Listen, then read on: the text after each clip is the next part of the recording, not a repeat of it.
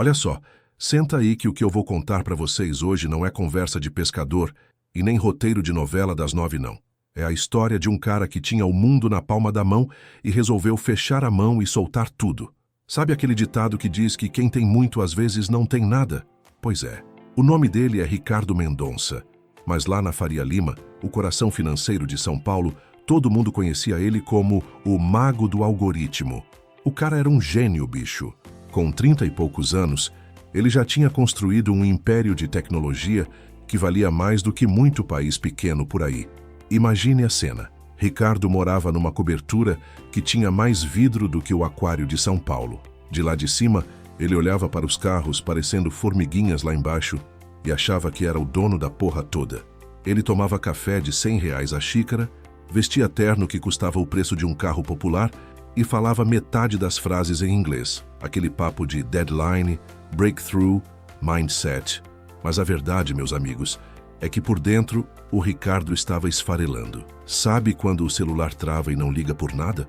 Pois é, a alma dele deu tilt. O estalo aconteceu numa terça-feira cinzenta, bem a cara de São Paulo mesmo. Ele estava no meio de uma reunião com investidores alemães. O ar-condicionado estava no talo. O silêncio era tão grande que dava para ouvir o pensamento dos outros.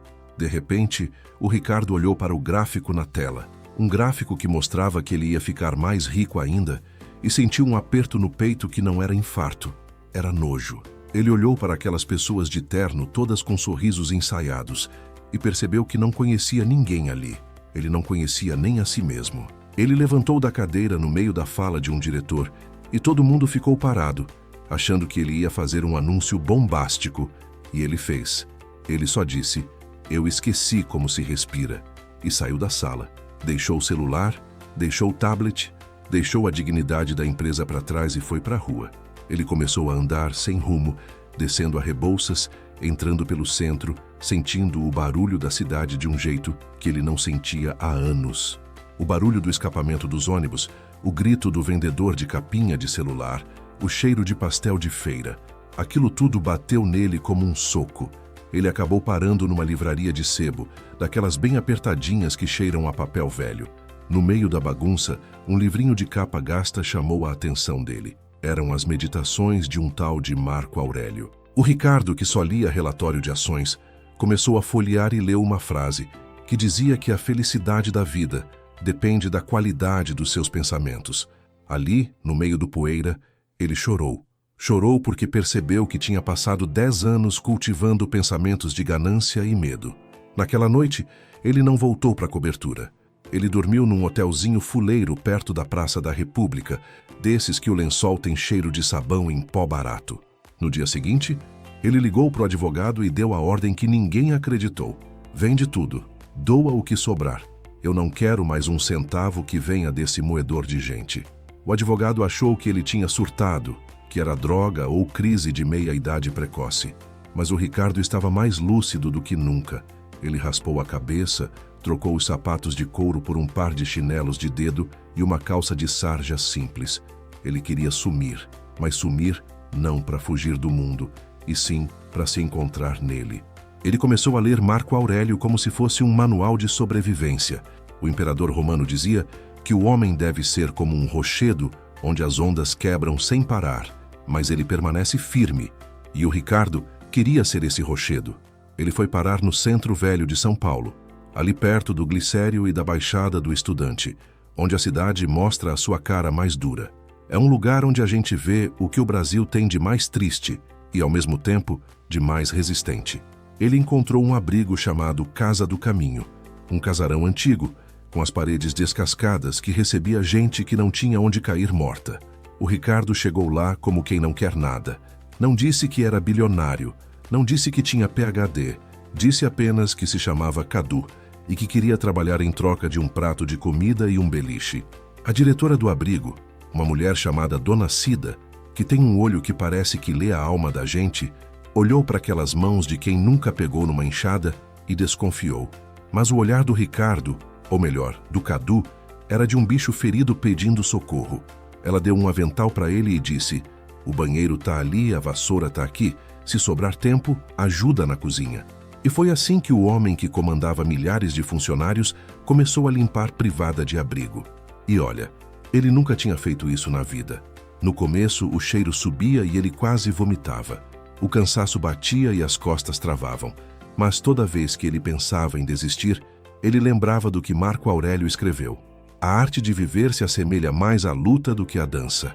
Ele estava lutando contra o ego dele, contra aquela vozinha que dizia: "Você é importante demais para isso." No abrigo, o anonimato era o seu maior tesouro. Ninguém ali sabia que aquele cara magro, de cabeça raspada, que servia sopa com uma paciência de santo, era o mesmo que estampava as capas de revistas de negócios um mês antes. Ele começou a conviver com o seu Sebastião, um senhor que morava na rua há 20 anos e sabia tudo sobre as estrelas, e com a Dona Maria, que tinha perdido os filhos para o tráfico e ainda assim guardava um sorriso no canto da boca. O Cadu percebeu que, na Faria Lima, as pessoas tinham tudo e reclamavam de tudo. Ali no abrigo, as pessoas não tinham nada e agradeciam por um pedaço de pão amanhecido. Aquilo foi quebrando ele por dentro, tirando as camadas de arrogância. Ele começou a aplicar o estoicismo na prática. Quando um desabrigado chegava agressivo, gritando por causa da abstinência ou do desespero, o Cadu não reagia. Ele respirava fundo e pensava: "Eu não posso controlar o que ele faz, mas posso controlar como eu respondo." Ele se tornava a calma no meio do caos. Mas a sanidade dele ainda era um castelo de cartas. À noite, deitado no beliche barulhento, ele ouvia os ratos correndo no forro e o som dos carros lá fora, e o pânico tentava voltar. O medo de ter jogado tudo fora, o medo de ser descoberto, o medo de ser apenas um louco. Ele pegava o livrinho, lia à luz de uma lanterninha e repetia para si mesmo que a única coisa que ele realmente possuía era a sua própria mente. Certo dia, um antigo sócio dele, um cara chamado Maurício, que era a personificação da ambição, apareceu no centro para uma reunião com a prefeitura. O carro blindado passou bem na frente do abrigo onde o Cadu estava descarregando caixas de doação de alimentos. O Cadu viu o Maurício pelo vidro escuro, falando ao celular, gesticulando nervoso. Por um segundo, os olhos se cruzaram. O coração do Cadu disparou. Ele baixou a cabeça, se escondeu atrás de uma caixa de repolhos. O carro passou. O Cadu sentiu um alívio, mas também uma tristeza profunda. Ele percebeu que o mundo de onde ele veio era uma ilusão de ótica, uma correria sem fim para lugar nenhum. Trabalhar no abrigo não era só caridade, era a terapia dele. Ele começou a cuidar da horta comunitária que ficava nos fundos do casarão. Ele enfiava as mãos na terra úmida e sentia que estava se conectando com algo real. As plantas não mentiam, não faziam lobby, não pediam bônus no final do ano. Elas só precisavam de água, sol e cuidado. Ele começou a ensinar alguns dos moradores a plantar também. Tinha um rapaz, o Beto, um jovem que tinha saído da Fundação Casa e não tinha perspectiva nenhuma. O Cadu sentava com ele no final da tarde e, em vez de falar de estoicismo com palavras difíceis, ele dizia: "Beto, o mundo vai te bater, cara, mas você decide se vai cair ou se vai virar pedra firme." O motivo de tudo isso, o que realmente fez o Ricardo Mendonça apertar o botão de autodestruição da sua vida de luxo, era algo que ele ainda não tinha contado para ninguém, nem para Dona Cida, nem para o Marco Aurélio.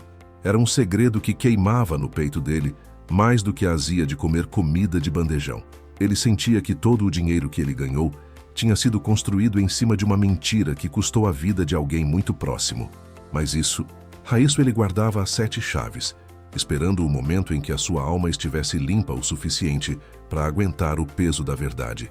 Enquanto isso, ele ia vivendo um dia de cada vez. Em São Paulo, o tempo voa, mas ali no abrigo, o tempo parecia que tinha aprendido a caminhar devagar. O Cadu estava aprendendo a ser ninguém. E, para quem já foi tudo, ser ninguém é a liberdade mais perigosa e maravilhosa que existe. Ele olhava para o céu cinza da capital entre os prédios altos, e pela primeira vez em anos, ele não sentia vontade de pular. Ele sentia vontade de ficar. Ali, no chão, onde a vida acontece de verdade, sem filtro de Instagram e sem planilha de Excel. O ex-bilionário estava finalmente começando a entender o que Marco Aurélio quis dizer quando escreveu que a melhor vingança é não ser como o seu inimigo. E o maior inimigo do Ricardo, ele descobriu, Era o homem que ele via no espelho todas as manhãs na Faria Lima. Agora, o espelho do abrigo estava quebrado, mas a imagem que ele via nos cacos era muito mais inteira. A chuva em São Paulo não pede licença. Ela simplesmente se impõe, lavando o asfalto encardido e trazendo aquele cheiro de terra molhada misturado com fumaça de óleo diesel. O Cadu, que um dia foi o Ricardo das planilhas e dos ternos italianos, agora sentia a umidade entrando nos ossos, enquanto carregava um fardo de arroz de 30 quilos nas costas. A dona Cida olhava para ele da porta do depósito, com aquele avental manchado de extrato de tomate e um sorriso que parecia um abraço. Ela não dizia nada, mas o olhar dela era um "eu sei que dói, mas aguenta firme". A rotina no abrigo era um relógio quebrado que insistia em funcionar. Acordar às 5 da manhã, quando o céu ainda era uma mancha roxa por trás dos prédios, preparar o café em bules gigantes que pesavam 1 tonelada e ouvir as histórias de quem a vida já tinha mastigado e cuspido. O Cadu percebeu que o silêncio que ele tanto buscava na meditação não era a ausência de barulho, mas a paz no meio da barulheira. E barulho era o que não faltava na casa do caminho. Eram gritos de gente tendo pesadelo, o rádio de pilha do seu Sebastião tocando um samba antigo e o som constante dos carros cortando a avenida do estado. Numa dessas tardes, o Beto, aquele rapaz que o Cadu estava tentando apadrinhar, apareceu com um celular velho, com a tela toda estraçalhada que ele tinha achado no lixo. O guri estava fascinado, tentando fazer o bicho ligar. O Cadu olhou para aquele pedaço de plástico e vidro e sentiu um calafrio. Aquele objeto era a lembrança de tudo o que ele tinha deixado para trás. Ele sabia exatamente como aquela placa de circuito funcionava. Sabia qual linha de código fazia a tela brilhar, mas ele sentia como se estivesse olhando para uma arma carregada. "Cadu, você que manja das coisas, será que isso aqui ainda tem vida?" perguntou o Beto, com os olhos brilhando de esperança. O Cadu pegou o aparelho com a ponta dos dedos, como se tivesse nojo. Por um segundo, o mago do algoritmo quase voltou. Ele sentiu a coceira de querer abrir, consertar, mostrar que era superior àquela máquina. Mas ele respirou fundo. Lembrou do Marco Aurélio, dizendo que a mente deve ser como uma cidadela inexpugnável, e devolveu o celular para o menino. "Beto, às vezes o que está quebrado é melhor deixar quieto. A vida real está aqui fora, cara. Não gasta teu tempo com o que te escraviza", disse ele com uma voz calma, que nem ele mesmo reconhecia. Mas o passado do Ricardo não era algo que ele pudesse simplesmente deletar como se fosse um arquivo corrompido. O motivo real dele ter fugido, o tal segredo que ele não contava nem para a sombra, começou a cutucar a mente dele com mais força. Não era só o cansaço do mundo corporativo, era algo mais sombrio. 2 anos antes de largar tudo, a empresa do Ricardo tinha lançado um novo sistema de engajamento, um algoritmo que eles chamavam internamente de o Anzol. A ideia era simples e cruel: manter as pessoas conectadas o maior tempo possível, custasse o que custasse. O Ricardo deu o ok final, mesmo sabendo que os testes mostravam que o sistema causava picos de ansiedade e depressão em jovens. Ele ignorou os avisos. Ele queria o bônus, queria o recorde na bolsa de valores. E aí veio o golpe de misericórdia. O filho de um dos seus diretores mais antigos, um garoto de 15 anos chamado Lucas, que o Ricardo viu crescer, acabou se perdendo nesse labirinto digital. O menino ficou viciado no sistema, parou de comer, parou de dormir e, numa madrugada de desespero alimentada pelo algoritmo que o Ricardo criou, o Lucas tirou a própria vida. O Ricardo foi ao enterro de terno caro e óculos escuros, mas a imagem do pai do menino, quebrado de dor, nunca saiu da cabeça dele. Ele percebeu que o seu império tinha sido erguido sobre o sangue e a saúde mental de gente que ele nunca veria. Ali, no abrigo, limpando o chão da cozinha, o Cadu sentia que cada gota de suor era uma tentativa de pagar essa dívida impagável. Ele não era um monge por santidade, ele era um monge por reparação. As coisas no abrigo começaram a ficar tensas quando uns homens de terno e prancheta na mão começaram a circular pelo quarteirão. Eram representantes de uma grande incorporadora imobiliária. O centro de São Paulo estava passando por aquela tal de revitalização, que na prática significava expulsar os pobres para construir prédio de luxo com varanda gourmet.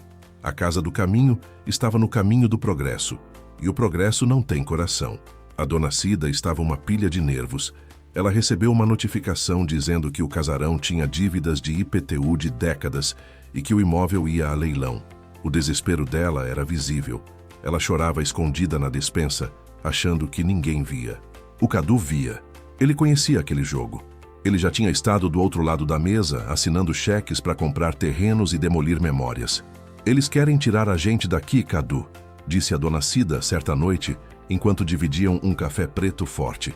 "Eles dizem que esse lugar é um desperdício de espaço. Mas e essas pessoas? Para onde elas vão? Pro meio da rua de novo?" O Cadu sentiu uma raiva fria subindo pelo peito. O estoicismo diz que a gente não deve se deixar levar pelas emoções, mas Marco Aurélio também dizia que o homem deve agir em favor da justiça. Ele olhou para as mãos calejadas, para as unhas sujas de terra da horta, e percebeu que o Ricardo Mendonça ainda tinha uma serventia. Não o bilionário arrogante, mas o estrategista que conhecia cada brecha da lei e cada truque dos tubarões do mercado. O problema era como ajudar sem se revelar. Se ele usasse o seu dinheiro, que ainda estava lá rendendo milhões numa conta que ele não tocava, o rastro seria imediato. A imprensa ia cair matando, os sócios iam tentar internar ele e a sua paz ia pro ralo. Ele precisava ser um fantasma operando no sistema. Ele começou a sair à noite depois que todos dormiam. Ele ia até uma lan house fuleira na rua 24 de Maio, um lugar escuro que cheirava a cigarro e energético.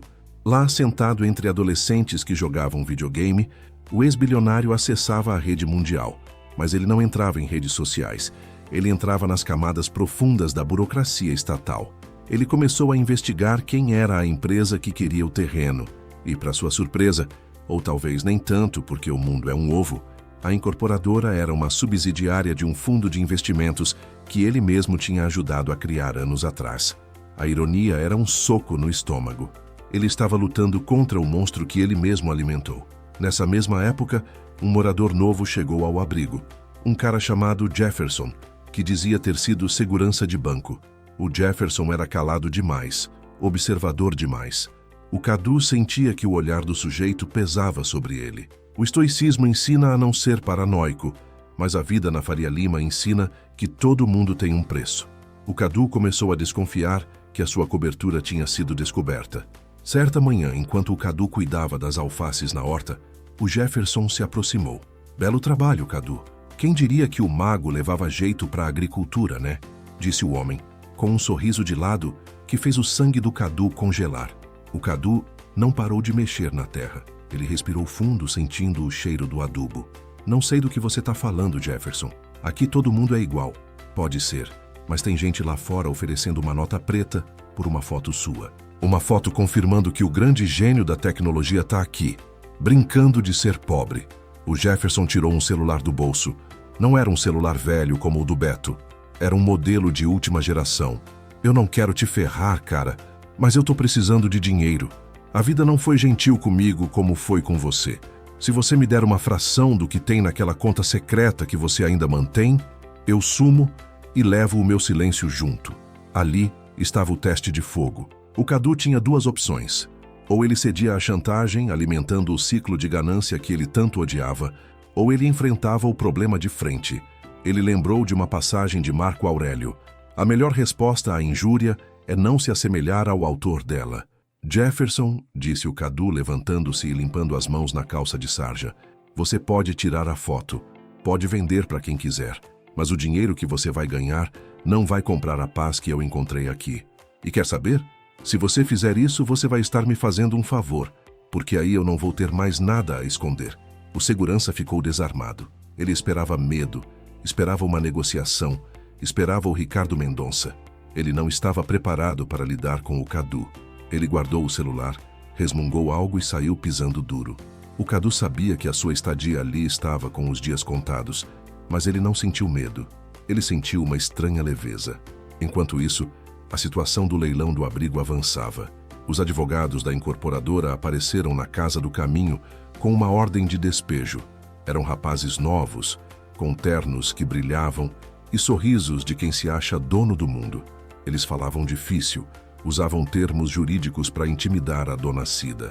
"A senhora tem que entender que isso aqui é uma questão de desenvolvimento urbano", dizia um deles, um rapaz que não devia ter 30 anos. Esse local vai virar um complexo multiuso que vai gerar empregos. O Cadu estava no fundo da sala, servindo café. Ele ouviu aquilo e sentiu uma vontade imensa de rir. Ele conhecia aquele discurso. Ele já tinha ensinado aquele discurso para muita gente. Ele se aproximou, deixou a bandeja na mesa e, sem querer, deixou cair um guardanapo perto do advogado. Quando se abaixou para pegar, ele olhou bem nos olhos do rapaz. O senhor mencionou o artigo 228 do Código Civil sobre a função social da propriedade? Perguntou o Cadu com a voz baixa e firme. O advogado travou. Ele não esperava que o faxineiro soubesse do que estava falando. Como é? O que você sabe sobre isso, meu amigo? Desdenhou o rapaz. Eu sei que se a propriedade não cumpre sua função social e tem dívidas prescritas que não foram devidamente notificadas, o processo de leilão pode ser anulado por vício de forma. Além disso, existe uma liminar de preservação histórica para esse casarão que vocês parecem ter esquecido de consultar no arquivo da prefeitura. O silêncio que se seguiu foi absoluto. A dona Cida arregalou os olhos. Os advogados se entreolharam, perdidos. O Cadu voltou para a cozinha, deixando o café esfriando na mesa. Ele tinha acabado de dar um checkmate usando as armas do inimigo, mas ele não sentia o prazer da vitória. Ele sentia apenas que estava cumprindo o seu dever. Naquela noite, o Cadu não conseguiu dormir. Ele sabia que o Jefferson provavelmente já tinha mandado a foto. Ele sabia que os advogados iam investigar quem era o sujeito que conhecia tanto de lei. O disfarce estava esfarrapando. Ele pegou o seu livrinho de Marco Aurélio e leu. Aceita as coisas às quais o destino te prende e ama as pessoas com quem o destino te une, mas faz isso de todo o coração. Ele percebeu que amava aquela gente. Amava o seu Sebastião, amava o Beto, amava a dona Cida. E por eles, ele estava disposto a enfrentar o monstro que ele mesmo tinha sido. Mas o que ele não esperava era que o passado voltaria de uma forma ainda mais pessoal. No dia seguinte, um carro preto, oficial, parou na frente do abrigo. Não era a polícia, nem os advogados.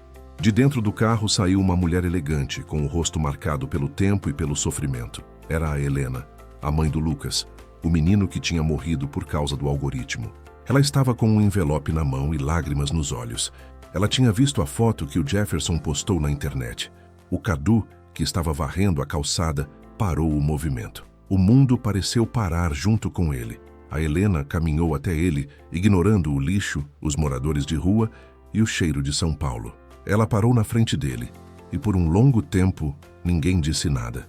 Então é aqui que você se escondeu, Ricardo? Perguntou ela, com a voz trêmula. Você achou que limpando o chão ia limpar o que fez com o meu filho? O Cadu sentiu o peso do mundo desabar sobre os seus ombros. O estoicismo diz que devemos suportar a dor, mas ali, diante da mãe do menino, o rochedo que ele tentava ser começou a rachar. Ele soltou a vassoura e pela primeira vez em meses ele não era o Cadu, o monge do centro. Ele era apenas o Ricardo, o homem que carregava uma culpa maior do que qualquer fortuna poderia compensar. E a resposta que ele daria para aquela mulher ia mudar não só a vida dele, mas o destino de todo mundo que dependia daquela casa. O silêncio ali na frente da casa do caminho ficou tão pesado que dava para ouvir o zunido dos pneus dos ônibus lá na Avenida do Estado, cortando o asfalto molhado. O Ricardo, ou melhor, o Cadu, sentiu as pernas tremerem como se o chão de São Paulo tivesse virado gelatina. Ele olhou para a Helena e viu nela todo o peso da sua vida passada. Ele viu o escritório de vidro, os números subindo na tela e o rosto do Lucas. O menino que não teve a chance de virar homem por causa de uma linha de código que o Ricardo assinou embaixo. Ele não tentou se desculpar. Não deu uma desculpa esfarrapada de "eu não sabia" ou "era só trabalho". Ele simplesmente baixou a cabeça, as lágrimas pingando no chão de cimento rachado, e disse com a voz que parecia vir lá do fundo da alma: "Eu sei que não tem perdão, Helena. Eu morro um pouco todo dia sabendo que eu ajudei a construir o labirinto onde o seu filho se perdeu. Se você quiser me bater, me denunciar ou me mandar pro inferno, eu vou sem reclamar. Eu já tô no inferno faz tempo." A Helena, que tinha vindo com o coração cheio de ódio, armada com a foto que o tal Jefferson tinha espalhado na internet, desabou. Ela não bateu nele. Ela sentou no degrau da entrada do abrigo e chorou o choro de uma mãe que não tem mais lágrimas, mas que ainda sente a sede da justiça. E foi ali, no meio daquela calçada suja, que o Ricardo Mendonça entendeu que o estoicismo não era sobre ser um robô sem sentimento, mas sobre o que você faz com a dor que te sobra. Eles vão fechar esse lugar, Ricardo, disse ela, depois de um tempo, limpando o rosto com o lenço. A empresa que você criou, aquela que você diz ter largado, está comprando o quarteirão inteiro. Eles não querem só o lucro, eles querem apagar qualquer rastro de humanidade que sobrou no caminho deles. Eles são você, 10 anos atrás. Aquelas palavras foram como um despertar. O Ricardo percebeu que não bastava limpar o chão e plantar alface. O Marco Aurélio escreveu que o que não é bom para a colmeia não é bom para a abelha. Ele tinha tentado salvar a si mesmo, mas agora ele precisava salvar a colmeia. Ele olhou para a dona Cida, que assistia a tudo da porta, com o coração na mão, e tomou uma decisão que ia contra tudo o que ele tinha planejado quando resolveu sumir. Helena, me dá 2 dias, pediu ele com um brilho nos olhos que ela nunca tinha visto nem nos tempos de glória da Faria Lima. Eu vou usar o monstro que eu criei para salvar o que sobrou de mim. O Ricardo entrou no abrigo, subiu para o quartinho onde dormia e pegou o livrinho de meditações. Ele não leu nenhuma frase dessa vez. Ele apenas o guardou na mochila. Ele foi até o Jefferson, o segurança que tinha tentado chantageá-lo e que agora estava num canto meio envergonhado, meio assustado com a repercussão da foto. Jefferson, você queria dinheiro, né? Perguntou o Ricardo. Eu vou te dar algo melhor. Eu vou te dar a chance de fazer a coisa certa. Eu preciso que você me leve num lugar. O Ricardo Mendonça voltou à vida, mas não como o bilionário de terno. Ele apareceu na sede da sua antiga empresa, o prédio de vidro que ele mesmo projetou, vestindo a mesma calça de sarja suja de terra e o chinelo de dedo. A recepção tentou barrar ele, achando que era um morador de rua perturbado. Mas quando ele olhou nos olhos da recepcionista e disse o código de segurança da presidência, o prédio inteiro pareceu estremecer. Ele subiu pelo elevador privativo, aquele que só ele tinha a chave digital. Quando a porta abriu no 40º andar, o Maurício, o ex-sócio ganancioso, estava no meio de uma reunião. O choque foi geral. Parecia que um fantasma tinha entrado na sala. O ar-condicionado parecia ter congelado o tempo. Ricardo, que palhaçada é essa, bicho? Você sumiu! Todo mundo achou que você tinha pirado de vez! Gritou o Maurício, tentando manter a pose na frente dos investidores. O Ricardo caminhou até a cabeceira da mesa, onde um dia ele mandou e desmandou. Ele não se sentou. Ele apenas colocou as mãos calejadas sobre o tampo de mármore. Eu não vim aqui para voltar, Maurício. Eu vim aqui para encerrar um ciclo. Eu sei que vocês estão comprando os terrenos do Glicério. Eu sei que vocês estão por trás da expulsão da Casa do Caminho. E eu sei de algo que vocês esqueceram. O Ricardo tirou um pendrive do bolso. Era o que ele tinha buscado na Lan House na noite anterior. Nesse drive tem o código original do Anzol. E tem também os relatórios de impacto que a gente escondeu da justiça. Aqueles que provam que a gente sabia que o sistema estava destruindo a cabeça da molecada. Se esse prédio não parar de tentar derrubar o abrigo, e se vocês não transformarem aquele quarteirão num centro de assistência permanente, eu aperto o botão. E o império de vocês vai virar pó antes do fechamento da bolsa. O Maurício riu, uma risada nervosa, seca. Você tá blefando. Você ia se destruir junto.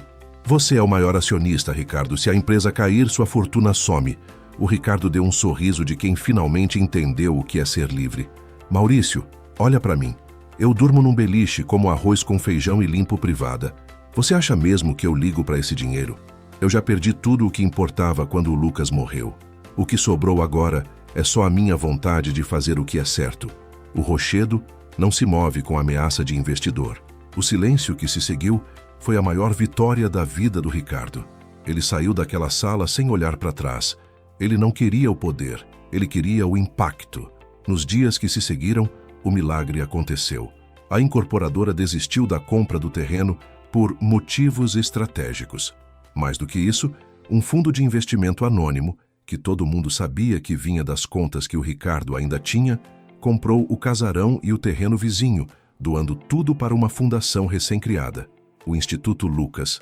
O abrigo não ia apenas continuar existindo, ele ia crescer. Ia ter médico, ia ter psicólogo, ia ter curso de informática para o Beto e para a garotada da região. A dona Cida quase teve um treco de tanta felicidade. Ela abraçou o Ricardo e chorou tanto que molhou a camisa dele todinha. Mas e o Ricardo? Ele não virou o presidente da fundação. Ele não quis holofote, não quis entrevista para o Jornal Nacional e nem palestra no TED sobre como larguei tudo. Ele esperou a poeira baixar, esperou o Jefferson se tornar o novo chefe da segurança, dessa vez honesto, e o Beto conseguir o seu primeiro emprego como monitor da horta. Numa tarde de domingo, daquelas que o sol de São Paulo decide aparecer entre as nuvens cinzas, o Ricardo pegou a sua mochila velha. Ele deixou um bilhete para Dona Cida, dizendo que o trabalho dele ali tinha terminado e que ele precisava continuar a sua caminhada. Ele não queria ser o salvador, ele queria continuar sendo o ninguém. Ele foi até o cemitério visitar o túmulo do Lucas. Ele não levou flores de floricultura cara. Ele levou um maço de hortelã que ele mesmo tinha plantado na horta do abrigo. Ele ficou ali um tempo em silêncio, sentindo o vento no rosto. Ele pediu perdão, não com palavras, mas com a promessa de que o resto da sua vida seria gasto consertando o que o ego dele tinha quebrado. Dizem que hoje em dia, se você andar pelo centro de São Paulo, ali pelas bandas da Praça da Sé ou descendo para o lado da Liberdade, você pode encontrar um homem de cabeça raspada, usando roupa simples e chinelos de dedo. Ele costuma sentar nos bancos das praças, conversando com quem ninguém quer ouvir. Às vezes ele ajuda a empurrar uma carroça de recicláveis. Outras vezes, ele apenas divide um pão com quem está com fome. Ele sempre carrega um livrinho de capa gasta no bolso de trás. Se você tiver sorte e puxar conversa com ele, ele não vai te falar sobre ações, sobre tecnologia ou sobre como ficar rico. Ele vai te olhar com uma paz que não parece deste mundo e vai te dizer, com aquela voz mansa de quem já viu o topo e o fundo do poço: meu amigo, não perca o seu tempo discutindo como deve ser um homem bom. Apenas seja um. O Ricardo Mendonça morreu naquela terça-feira na Faria Lima. O que sobrou foi o Cadu, o homem que descobriu que o maior império que alguém pode construir não é feito de vidro e aço, mas de cada pequena ação que a gente faz quando ninguém está olhando. Ele entendeu que a felicidade não é o que a gente acumula, mas o que a gente consegue abrir mão sem sentir falta. E assim, no meio do caos da maior cidade da América Latina, entre o barulho das sirenes e o grito dos camelôs, o ex-bilionário encontrou o que o dinheiro nunca pôde comprar: o sono tranquilo de quem sabe que finalmente aprendeu a respirar. A vida dele virou uma lenda urbana, uma história que o pessoal conta nos botecos e nas filas de emprego. Alguns dizem que ele é louco, outros dizem que ele é um santo. Mas se você perguntar para ele, ele vai apenas sorrir, ajeitar a mochila nas costas e continuar caminhando um passo de cada vez, firme como um rochedo, onde as ondas da vida quebram, mas não conseguem mais derrubar. De 1 a 10, que nota você daria? Deixe nos comentários. Assim saberei que chegou até o final e o quanto esta história emocionou você. E se ainda não fez, deixe seu curtir. Inscreva-se no canal e compartilhe este vídeo com quem aprecia histórias com lições de vida. Obrigado por estar aqui e até a próxima.